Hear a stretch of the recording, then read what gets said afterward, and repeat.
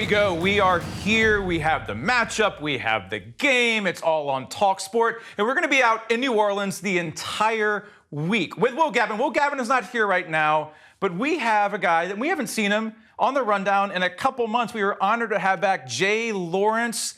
And Jay, there's no time to waste. We spent weeks and weeks building this up. Who's going to be in the Super Bowl? Buffalo Bills, Baltimore Ravens. No. It is the Kansas City Chiefs, the team that the whole world loves, the world's favorite team, the Kansas City Chiefs, Taylor Swift, Travis Kelce, and the Philadelphia Eagles. Jay, this is a matchup perfectly set up for the city of New Orleans in the Superdome, man. Do you know what?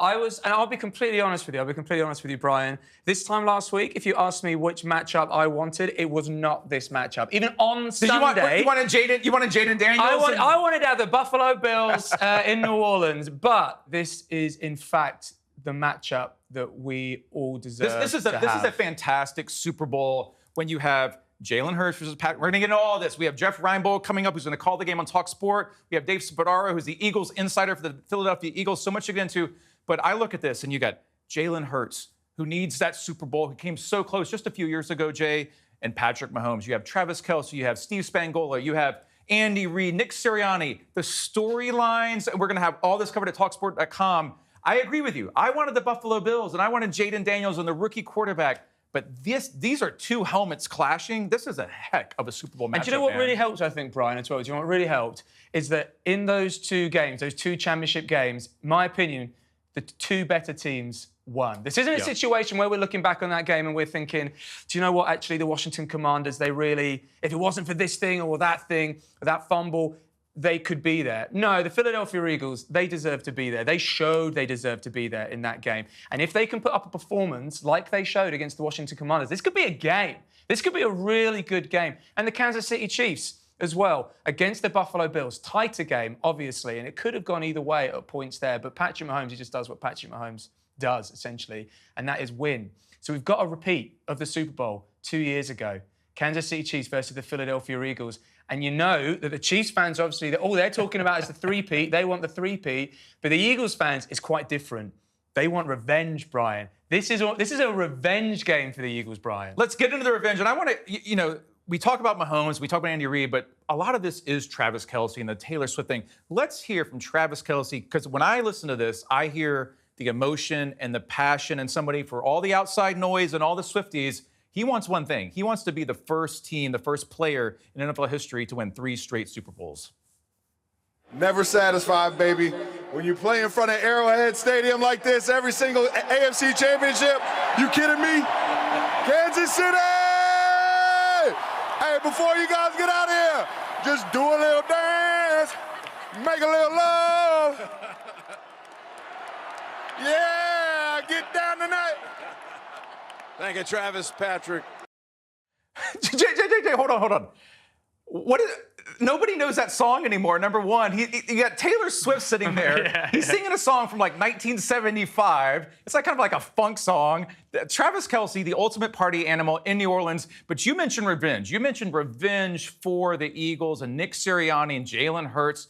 They have Saquon Barkley now. They have Vic Fangio now. And I'm looking at two things. I'm looking at revenge 100% for Eagles fans. And the fact that, it now seems like half of the world literally hates the Kansas City Chiefs with so much passion. They're convinced that the NFL wanted the Chiefs back. They're convinced that the refs are throwing flags for the Chiefs, not making the calls against Mahomes. This is a bitter rematch for the Eagles and for all these NFL fans who've decided that the Chiefs are the new evil empire. And that's really, intensified, as you say, I think, within the last couple of weeks as well, with those refs' calls. And I'm not somebody that's sitting here saying, oh, it's all, the refs are trying to get the Chiefs back. Did Roger there. Goodell have to get Taylor Swift back in the Super Bowl? No. I'm not coming at that. Were there some dodgy calls? There were some dodgy calls. Could you say that Josh Allen actually did get that first down? Yes, you could say that.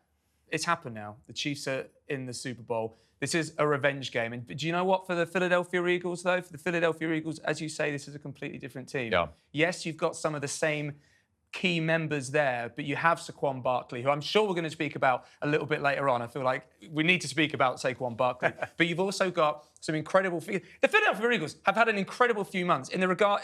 They got Zach Bourne from the New Orleans Saints, who has been nominated for Defensive Player of the Year. This is a guy who was barely making special teams plays, for the New Orleans Saints, and he comes onto the Eagles, and he is phenomenal. They've got Cooper DeJean, who is the potential Defensive Rookie of the Year. He's a nominee anyway, as you say. Vic Fangio, who's come in as well, who's the potential Assistant Coach of the Year.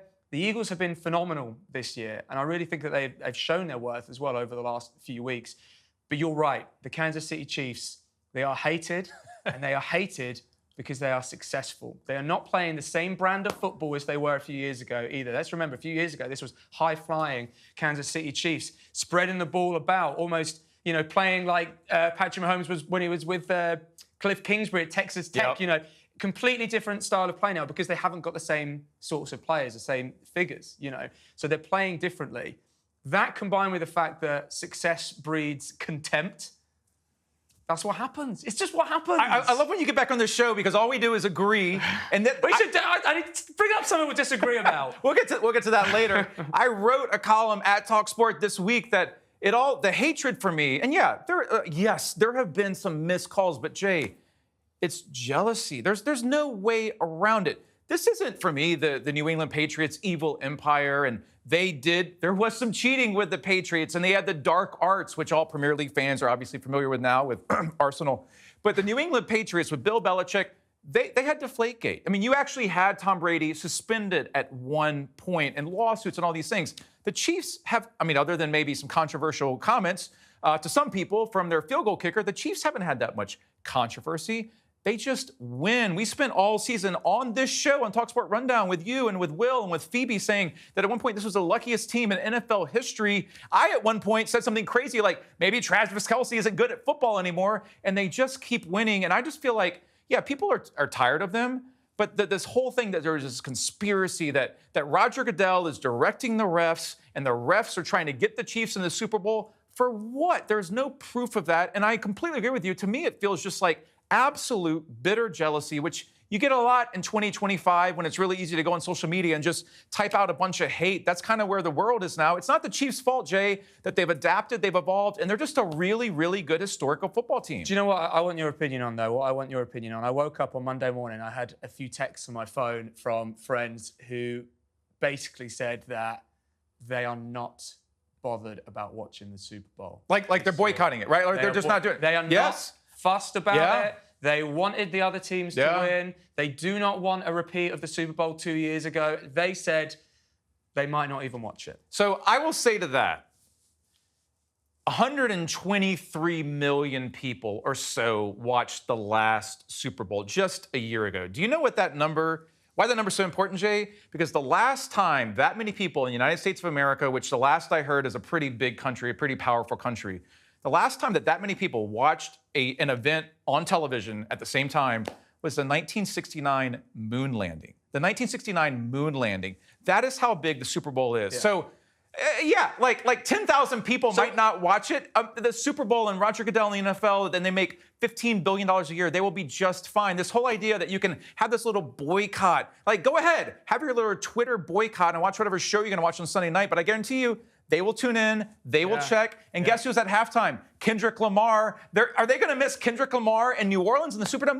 This is the biggest show in the world. Give me a break. They're gonna boycott it 2 weeks before, and they will have their butts in their couch eating potato chips, drinking beer, watching the big game, because that's what people in America do, and that's a great thing. Do you know what? The Super Bowl halftime show, I want to mention the Super Bowl halftime show really briefly because I'm a big Kendrick Lamar fan. I think he's going to be, in my mind, he's one of the most anticipated halftime performers in years. He's bringing out SZA with him as well. And I want to say, SZA, well, this is, you're showing your age, Brian. But I want to point out, let's go back to the first NFL ever rundown. Yes. Where Brian T. Smith... Are you setting me up? What is going on here? I don't know what's going on here. Brian T. Smith said... Oh, God, this is going to be bad. We haven't got footage, but I want to remind you of how you were not up for Kendrick Lamar being the I was not, and that is the truth, and I will be... He can wow me. He can impress me. I would have had somebody with a maybe he'll be cool and he'll bring out the Preservation Hall jazz band behind him. That would be incredible. Lil Wayne as well, you know, New Orleans Lil Wayne. I need some jazz in there with Kendrick Lamar. Look, Jay, there's so much to get into. And coming up next, we have Jeff Reinbold who's going to be calling the game with Will Gavin and Greg Rosenthal from NFL Network on talkSPORT. We're going to be out there the entire week. You're going to have hurricanes and hand grenades on Bourbon Street. We're going to have a blast. We will have it all coming back on talkSPORT.